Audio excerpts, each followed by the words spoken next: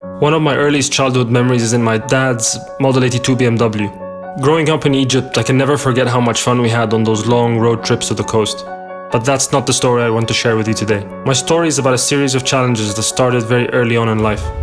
As a kid, I was diagnosed with severe chest asthma. I used to wake up every night unable to breathe properly. Despite popular advice, I decided to take part in a race, an 800-meter race, and I finished 7th out of 8, which was very hard for me to take. So I decided to train very hard, and I'd wake up every morning at 5 AM before school and try to really push myself beyond the limits of where I thought I could go.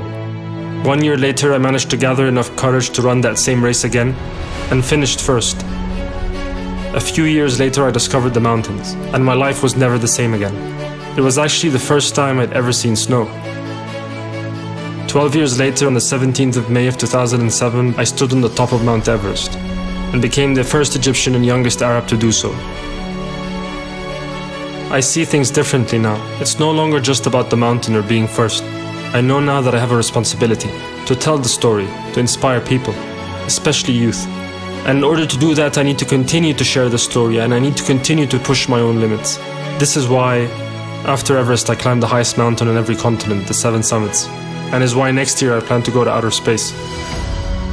My next challenge is arguably the most personal of all. A journey on board my BMW to tour Egypt from north to south, to visit 100 schools and universities, to tell my story, to inspire kids.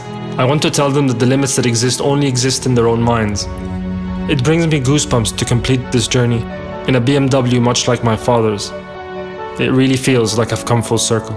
My name is Samra, and this is my BMW story.